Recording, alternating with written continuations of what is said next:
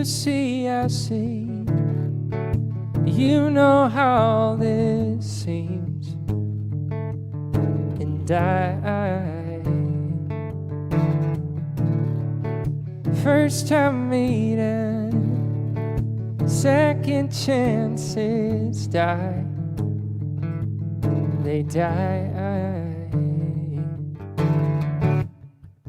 'Cause you're all locked up and you can't find the strength to try.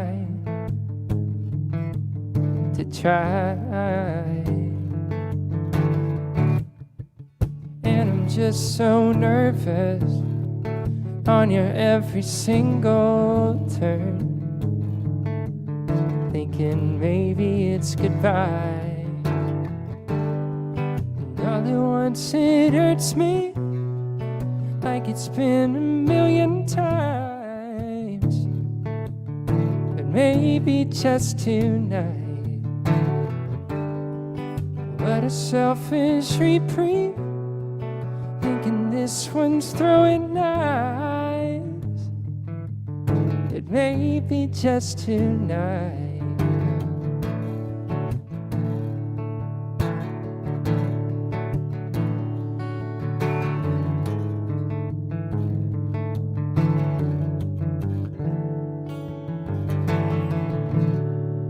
She's so lovely, another friend for life, for life. But it once was mercy, even made us sit and cry. She cried. Now with every word we make each other laugh, and time and time and time again. And now I'm singing someday, maybe now I'll get it right, and replay nights like 22. But now I'm stuck in church seats, and I'm battling my tears, but no one here's surprised. No one here's surprised. No one here's surprised. No.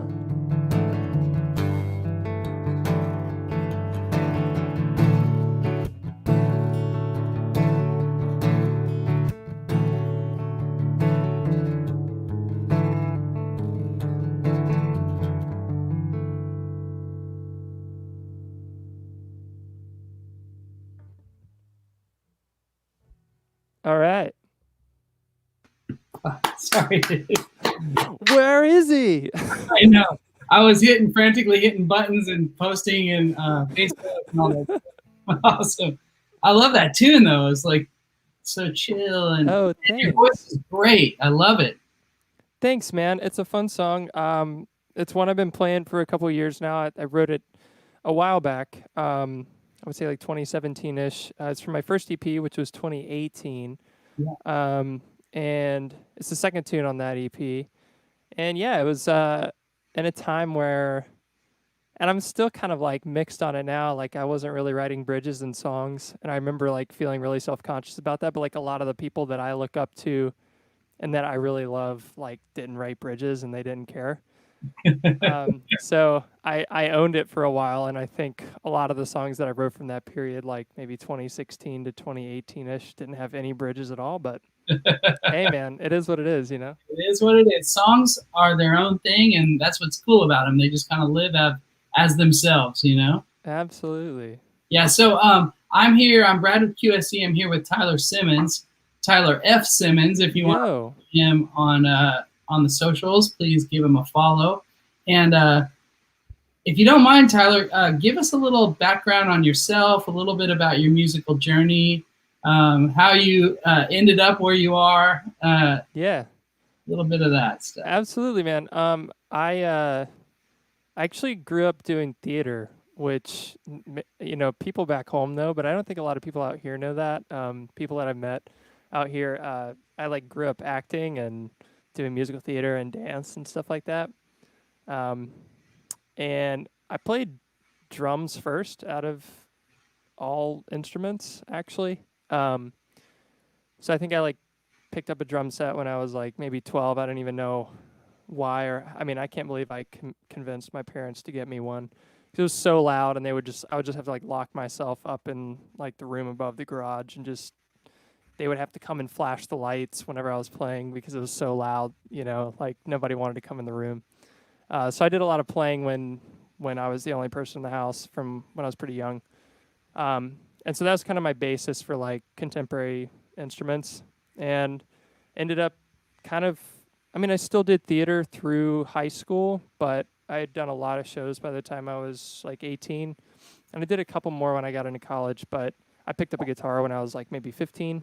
So I kind of combined the voice aspect from theater with like, and I kind of play guitar percussively, and I didn't really realize that until I got out here. Like a lot of people were asking me why I played guitar that way, and I like never put two and two together until somebody was like, "You play guitar like a drummer."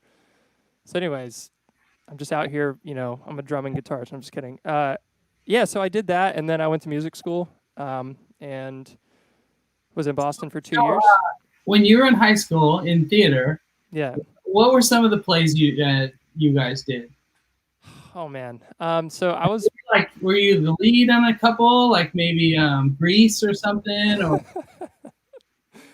oh, this is a funny time in my life. Yeah, I had done about 60 shows by the time I was 18. Wow. I was doing a lot, like minimum 2 a year, maximum like 4 a year. Like 3 or 4 weeks getting it up, and then 2 to 4 weeks production. Some shows were Wednesday through Sunday, some were Friday through Sunday, some were 2 on Saturday, 1 on Sunday. I mean, it's stuff like that. There was a really vibrant theater community where I grew up. Where did you grow up? What city? I grew up in Wilmington, North Carolina, and for anybody watching there, what's up? Is Pam Jenkins Winning from North Carolina? That's my mother. Yeah. What's up, Mom? Yeah, man. I grew up in Wilmington, and a lot of people don't know this, but at the time, and I didn't really realize it, but like when I was kind of in my childhood-ish 2000s, there was a lot of filming going on in Wilmington. So, Screen Gym Studios is a studio that's in Wilmington, North Carolina, and they filmed a lot of late 90s, mid 2000s TV and film stuff there. Like Dawson's Creek and stuff? Dawson's Creek and One Tree Hill and those are awesome. Dude, that's like what Wilmington was built on at the time. Yeah.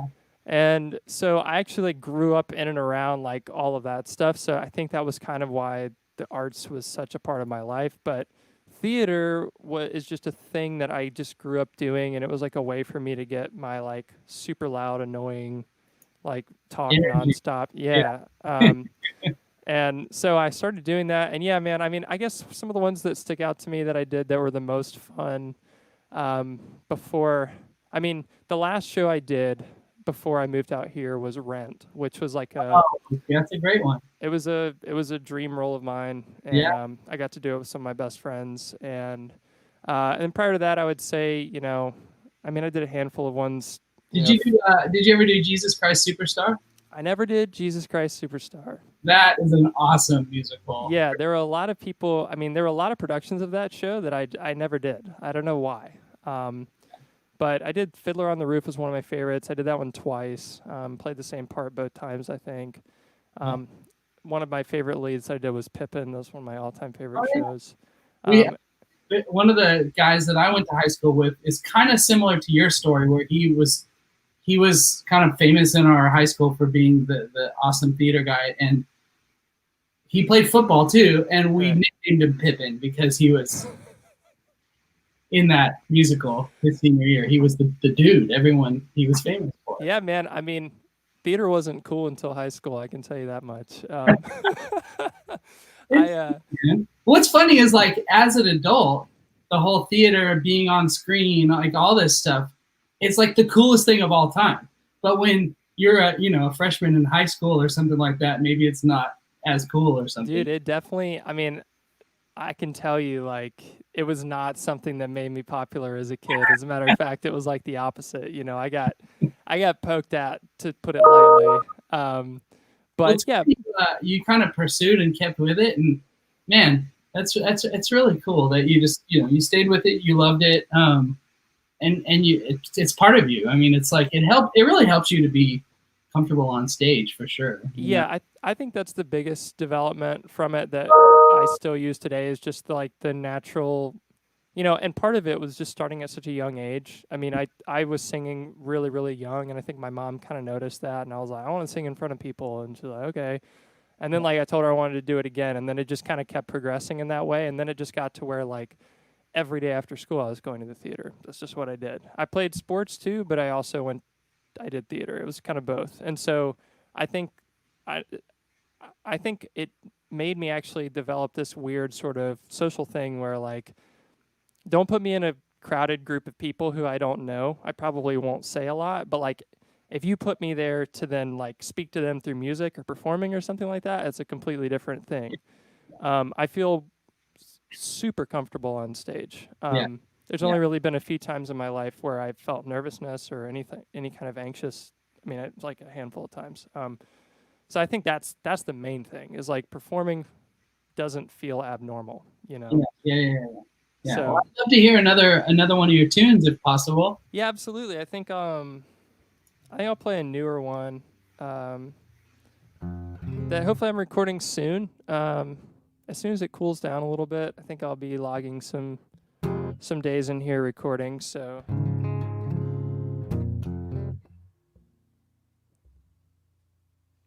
How does this sound? Yeah, that's it. I was muted there for a second. Trying to stay consistent with what we were learning last time.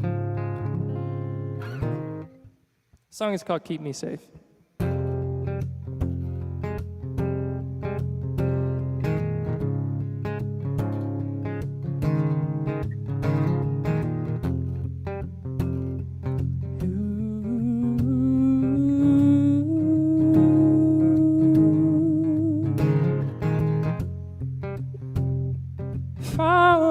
Out for is what all want to be. A hand on your waistline is waiting for me. I've lost my direction. A hand's all I need. I'm tossed and confused. Wanna set me free. I am not seeing straight. You're a lifeline I could never take. And I think I found my place. Wanna keep me here. Wanna keep me safe.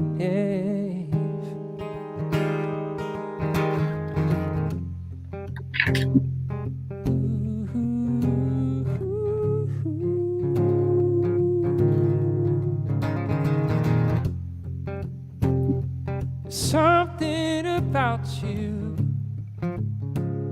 says don't lose your place. I forfeit it all. Don't let me erase this pencil thin line. You're not just someone new. I can't comprehend confusion, attraction. Make your move. Tell me your name once more. You said it, but I missed it before. It's funny how things turn out. Wanna do this thing. What's this all about?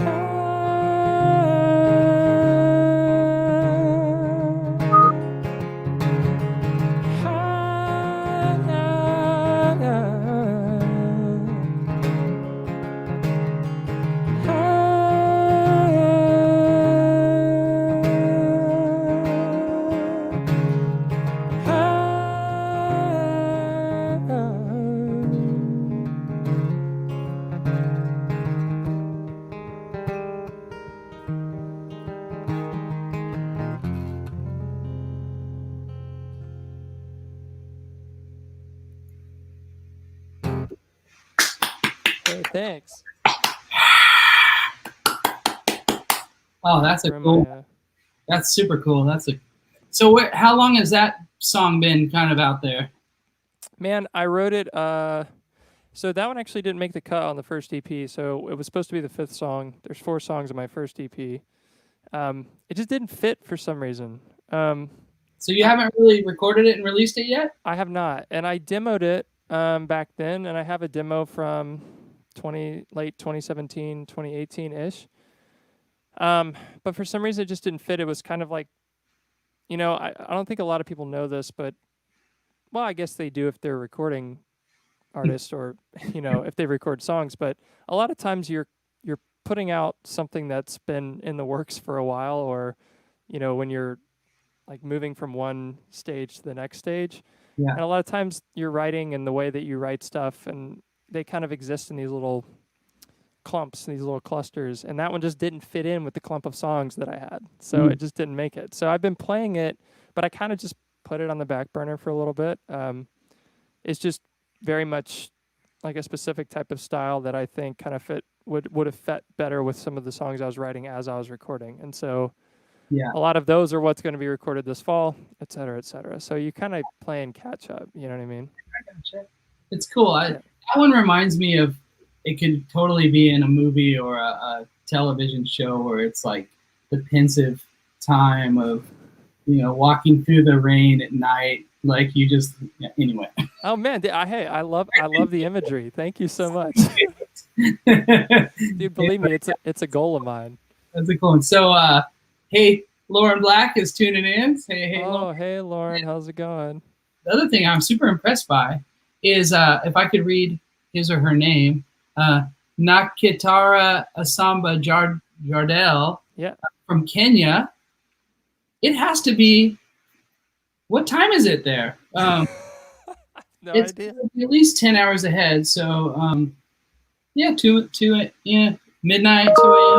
Anyway, thanks for tuning in, man. Thank you for tuning in. Yeah, that means a lot. One of the things I love about doing these is like we get people tuning in from all over the world, and it exposes your music, and it allows people to be exposed to music so much easier, with just the internet and all this stuff. Absolutely, man. It's so nice, and I think the ability to kind of play a show if you're doing it, the best that you can from wherever you're doing it from. I mean, I think everybody should do it. Yeah, for sure. It just means a lot to share. Let's talk about your live stream setup. Okay. So what do you got? So I'll do a quick rundown, just kind of the way that we figured out that this works the best. Yeah. I think at the beginning of COVID, we were having a couple conversations about like how to get the best possible sound. I think a lot of it is there's a quick button on what we're using, StreamYard, that allows you to disable audio processing, because a lot of the processing that's done by Facebook Live or whatever streaming service or setup or software you're using can really kind of degrade the effects and your reverbs and compression, all that stuff going in. But I've got the TouchMix 16, which I'm running my main ends, which is just a microphone and my guitar, straight onto the board, using the preamps in the TouchMix. I've got some mild settings on the channels, not anything too crazy. Obviously, most of what I've got for like this guitar is built off of a default scene for fretted instruments, which is built into the TouchMix when you first turn it on. Yeah. And then I'm running like just basic reverb and compression on both of those channels, and some EQ. The main is pretty much just gain. And then I'm running into an Apogee Duet, which is kind of like my main interface that I use for most things. Yeah. It's got really clean preamps on it and has a lot of headroom, and doesn't really, I mean, you could push it really hard and it doesn't get fuzzy or anything. Mm-hmm. And that's going into the computer. And then your camera is just the laptop camera? My camera, so I've got an old school cheese grater Mac Pro, so I'm holding on to it for as long as I can. It's a 2010. I've had it for 10 years now.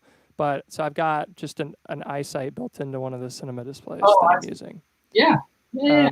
Cool. And they do fine. I'm probably going to upgrade. I think I'm going to get some sort of just like a USB card that I can plug my camera into and actually run like an actual camera, just because I think it would be worth it. Man, so I discovered a new product that I think would be great for live streaming 2 days ago. Okay. It's called the Zoom Q8. Okay. They also make a little thing that's a camera, but the Q8, what it has is it's a I think it's even 4K. I know it's HD, but it's a little camera, and it has 2 XLR inputs on it, and then it's USB interface. Okay. So you go out of the mixer into the camera, and then that camera is the audio and video into the computer. That's super handy. Yeah, it's cool. And the person that I saw using it, it looks great. It sounds great. And cool. Sometimes when you have audio and video in 2 separate places, and the computer is trying to synchronize those things before it starts streaming, it can kind of just get a little out of sync. Yeah, absolutely. And I think it was funny when all this live stream stuff started. Like, I got a lot of USB ports on my computer, but I needed more. And so I actually just threw in 2 more 4 USB port cards into the back of my computer. So just to make sure I can get everything going, because I can't believe I'd need to have so many USB ports. But for that type of thing would be really handy, especially if you're going somewhere and you're just using your laptop and you can throw it all. You don't have to have the interface or anything like that. Yeah, I mean that little Zoom thing, even by itself, it has some onboard microphones as well, so it's pretty good by itself. But if you want multi-track, multi-channel and mix and all that, anyway, it seems like a really great solution. I'll definitely check it out. Yeah, it seems really cool. Yeah, I'd love to hear another tune if possible. Oh, and, I want to kind of talk about what you've been up to, and yeah. Definitely. I'll turn the FX back on now. Okay. Oh yeah. So wait, let's talk about that really quick. Oh sure. That's one of the things that's kind of a feature on the Touch Mix. When you're playing a gig and you want to sound super awesome with effects, right? Like you have now, but then you want to talk to the crowd. Sometimes you generally don't want to have a big delay on your voice and all that stuff. So there's a button on the Touch Mix that says, it's called Effects Mute. Right. And so you can just press that, and then that's how you have it muted now, right? Right. Yeah, I do have it muted. And we actually, last time somebody was like, hey, you guys want to use that button when we were on? Yeah. I guess maybe because I'm running some reverb and maybe a little bit of delay on my voice, and they were like, man, I can't stand when you talk without it. So, I mean, I had known it was there, but I was telling you this last time, and I've since thought of it differently. There's a handful of quick touch buttons right here on top of the Touch Mix. That's right. And I think just being so into screens these days, like all I ever look at is the touch screen on the Touch Mix. Yeah. And there's a handful of beautifully, arranged buttons over here on the right side that can get you things much quicker than going through the screens. That's right. So there's on the Touch Mix, I think there's 16. There's 4 user buttons. Yeah, there's a lot. There's 4. You can customize 4 user buttons. That's correct. 4 user buttons, and you can do things like mute a certain channel, or you can actually, one user button can mute the whole board and unmute your iPhone input, so it's kind of your break setting or whatever. Right. So yeah, those are really handy. Cool. I'll let you jam. Okay, cool. Sounds good. All right, FX mute is off.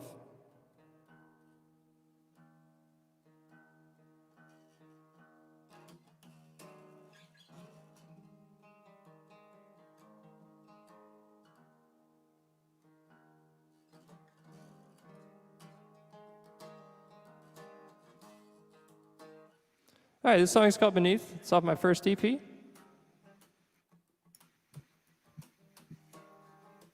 Hey, Tyler. What's up? Your guitar's muted. And I turned it down to tune, and here I am. Thank you, Brad. Yeah. You got me now?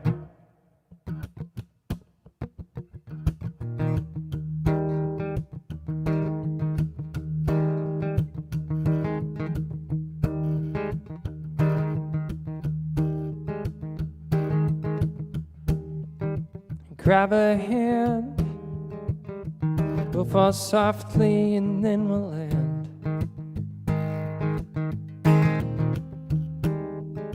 Pray again. We'll touch the ground where you can't stand. Reach around, so sure to act so insecure. Your blouse now down.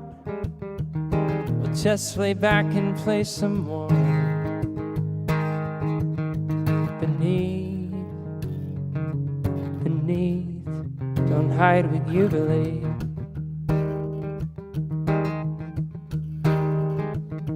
Beneath, don't hide what you believe.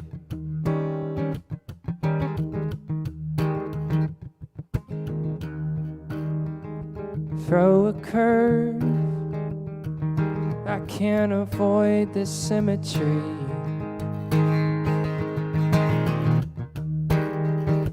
Bring me close, don't undermine your first instinct. Beneath, now tell me what's the need.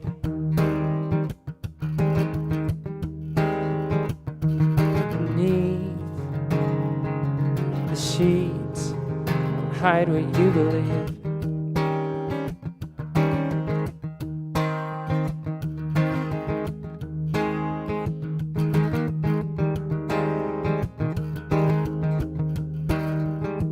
Tie my feet and see if I can stand.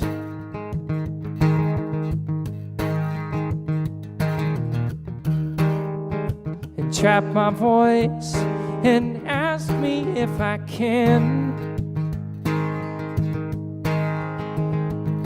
The shifting of this weight I can't explain. You told me I could be your man.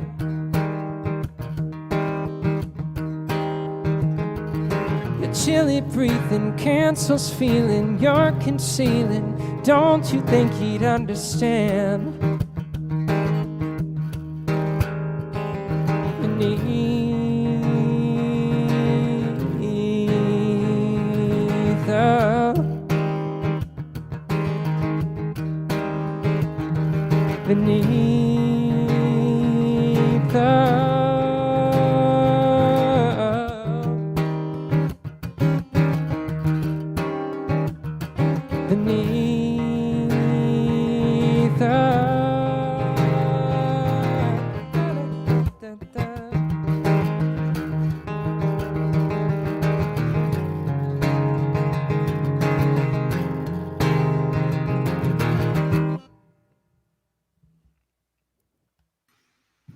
Hey.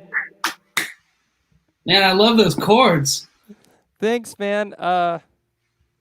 Picture it with the band. It's a lot of fun. Can you name those chords? Dude, I have no idea. I know I honestly don't know. I know it's an E. It turns out to be an E. I don't tune to E, but I tune to D. This one is a drop D but in D. Yeah. And then I'm capo 3, but it turns out to just be E major somehow. I don't know. But I love it because it sounds like it's just anyway, I just love all those kind of more different sounding chords, and they're just kind of complex and not what you always just hear the same fingerings and stuff. I don't know. I kind of dig it. I like that one. Thanks, man. It's got a lot of build to it. It was the first track off the first EP, and I don't know, I kind of have this like idea of what a track 1 exists as, just based off like my favorite stuff from like all the albums that I really love, and they have a purpose, you know what I mean? It's like a first track has a thing to really kind of put into motion if you're really going to listen to something as a whole piece of work, which is my EP's 4 songs, but I kind of designed it to play as like a mini LP. So it kind of puts the thing into motion, and it just has a big build throughout. And when we play it live, it gets kind of loud and fun, which is a lot of a good time. It sounds like you rock on the drums, man. Oh yeah, it goes hard. Shout out to Dylan Hayden. I hope you're doing well, man. I haven't talked to you in a while. Yeah. Dylan, I love that guy. Yeah, man, he drums on all my stuff when we play it live, and we played some shows at Hotel Cafe together, and he's the man. You introduced me to him, I think. I did, man, and I know we mentioned Basti last time, but Baz King introduced me to Dylan because he used to drum for Kismet, Yeah. and still does, I believe. But I haven't talked to Dylan since COVID started, and I know we live about 5 minutes from each other. So now I'm thinking about it. I should hit Dylan up. Yeah. Yeah, it's been such a blur, right? Like, yeah, it was so crazy the first couple months, and now it's been almost 6 months, and feels like I'm starting to kind of wake up and can reconnect with people. And man, and people are just coming in and out of the city too, and I think that's a lot of. It's hard to explain to people like being in LA, like what it's like when LA is. I mean, unless you've been here, and if you do live here, you know what I'm talking about. Like it's just nonstop when things are normal.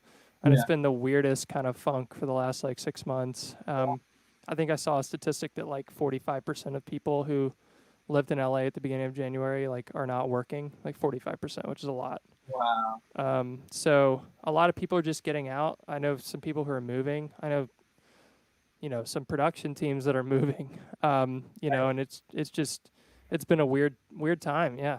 Yeah. So during lockdown, during stay at home, during this time, what have you been doing to kind of like stay active and stay sane and stay healthy and all that stuff?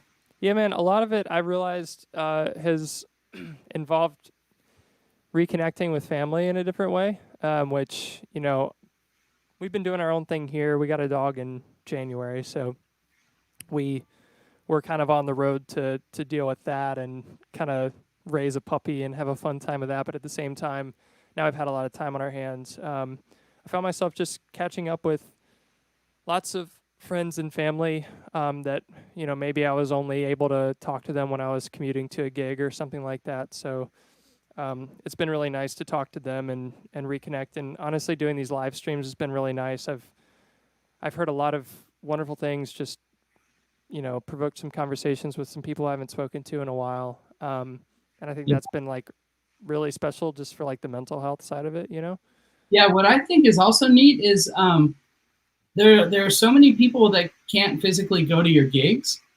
Yeah. And especially probably your family and cousins and people that they don't live nearby and they can't just be at your gig, so they can at least see you play, and you probably have like reconnected with some people that wouldn't necessarily be able to see you play that often. So absolutely. And I think the thing that's been weird about live streaming prior to COVID is that like there's this whole, I think it just evolved from the Instagram culture, but there's this whole like, if it's not perfect and professional, like I don't want to put it out there kind of thing. It's like everybody curates things to such a T, and there was this kind of stigma with like, okay, if you're just like live streaming from like a, an outdoor gig somewhere and you just put your phone up, like nobody's going to tune into that. And like, it's sort of like different now because we're kind of making these into productions where we care about the video quality and we care about the sound quality and we care about that stuff. And like what we're doing at John Wayne right now with Blowhole Productions and everybody over there, we're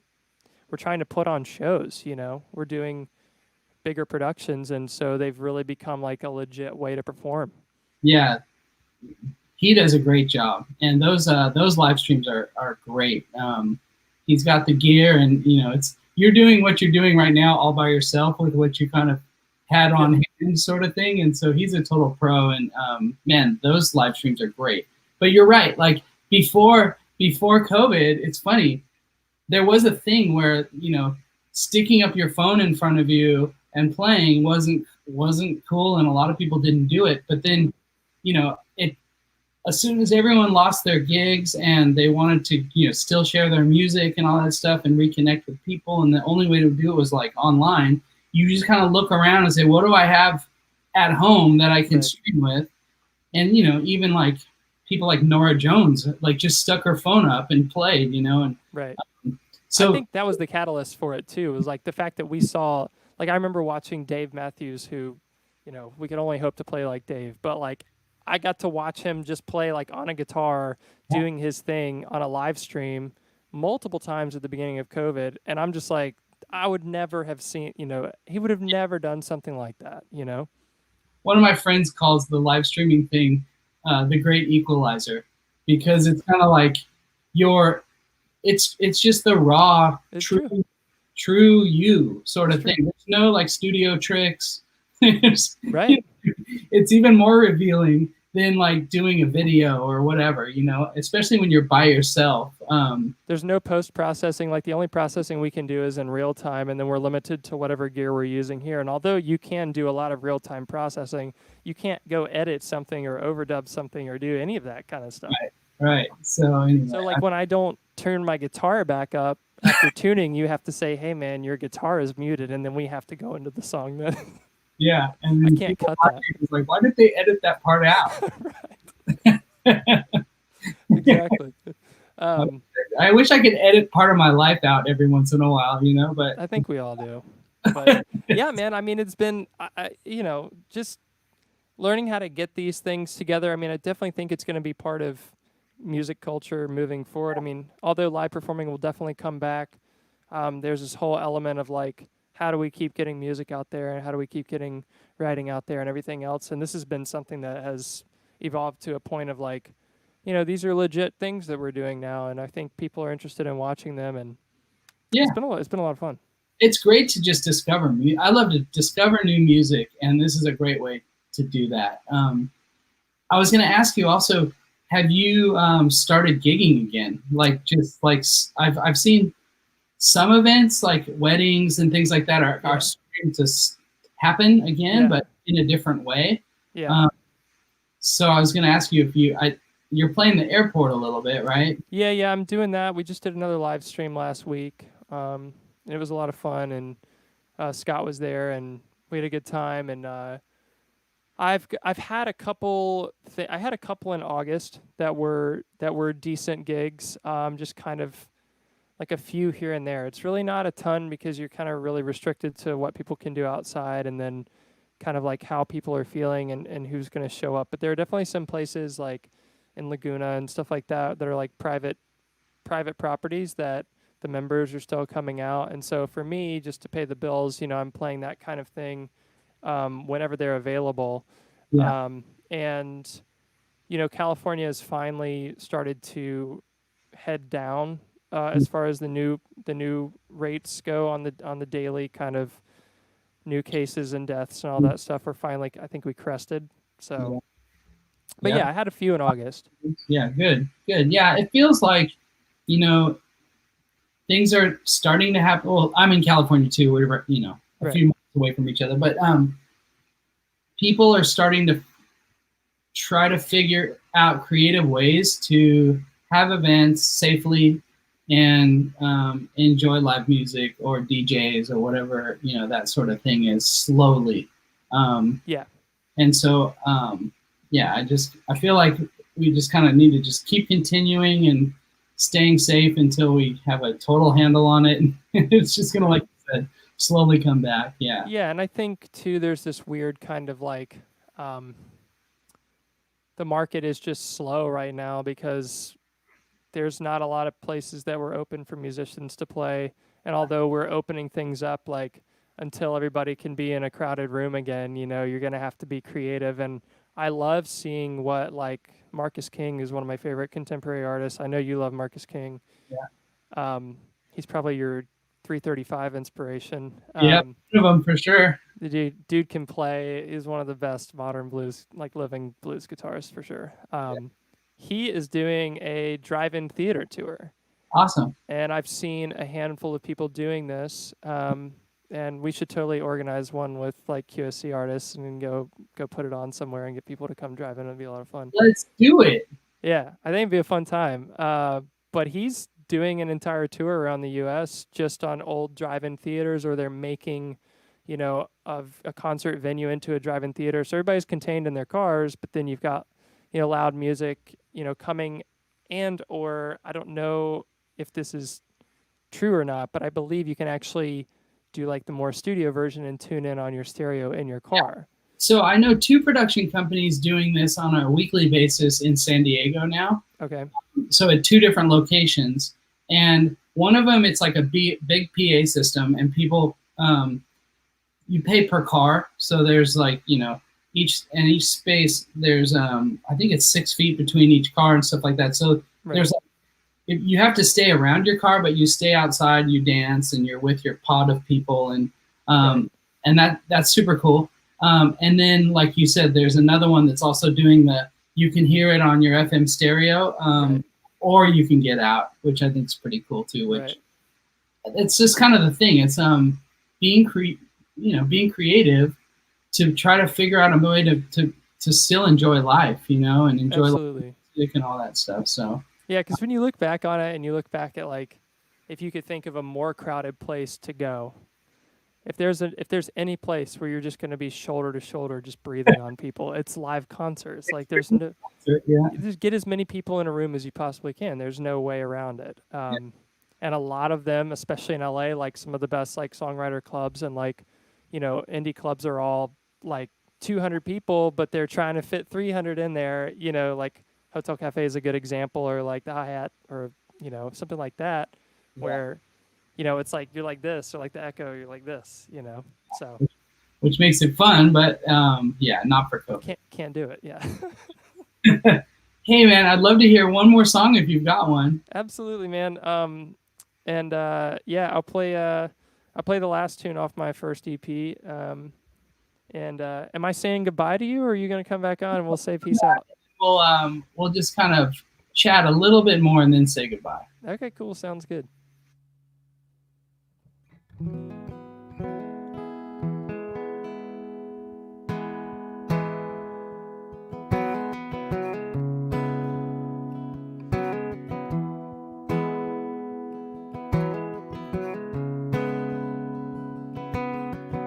Walk past me once, say hey, then leave. Next time, just smile. Your make-believe. You knew that time we couldn't see all that we were, all we could be. And now it's all a waste. Forgave these horrible mistakes, your make-believe, and now you're all alone.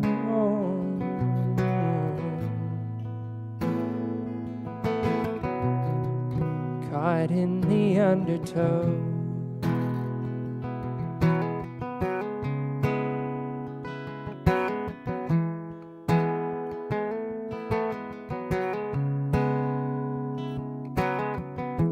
Whose slave are you? Can't you break free? Your brightest eyes shadowed by grief. One time take flight, that's all you need. Fresh air, new skin, we both can breathe. But hide under the waves. Believe that everything was fake. Won't you break free? And now I'm all alone.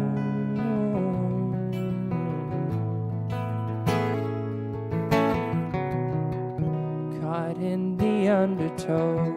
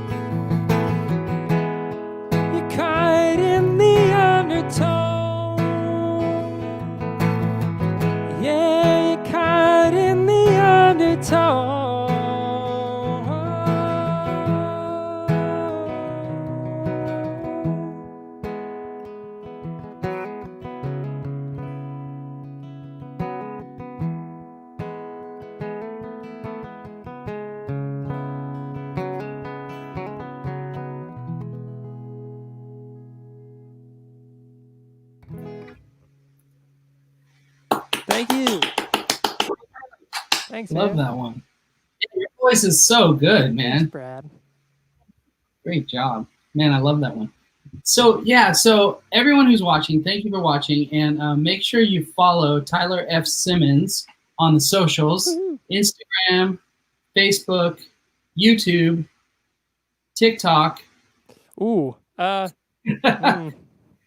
Are you doing some TikToks out there or what? Dude, I haven't. I was actually having this discussion with my girlfriend the other day. I was thinking, I was like, what if I just started TikTok? Because I have this really, like, I think it's from growing up in theater, but I have this really weird side of me that doesn't really, you know, come in with the music kind of thing, you know, with the chill singer-songwriter sort of deal. I got some weird stuff, you know, in my head, and I was thinking, like, well, what if I just created a TikTok that was just completely separate of that stuff? It could be a totally different character and a different person even. Yeah, I mean, I feel like a lot of it, like I've seen that too with some people who have like legit music careers and like their Instagram stuff is like, you know, promoting their career, promoting their artistry, and then TikTok is just like complete satire. There is definitely an idea for that. But you know, I'm trying to get some other thing. You know, we'll see. I'll leave it. Everything takes time, right? Yeah, even totally. TikTok, like spending your life on TikTok might not be what you really want to be spending your time on, maybe. I know. I wonder just the toxicity of just like having the app in general. You know, like Instagram is bad enough, addictive, right? Isn't it? Yeah. It's so bad, and now that Instagram launched Reels, and you're just sitting there, like every time I go to my suggested, there's just somebody dancing, and I'm like, what? You know, it's like, I don't know if I really want to like continue with that like type of, you know, brain numbing. I'm not sure. No offense to anybody who loves TikTok or who, you know, there's some big TikTok stars too. No offense to you guys. I know.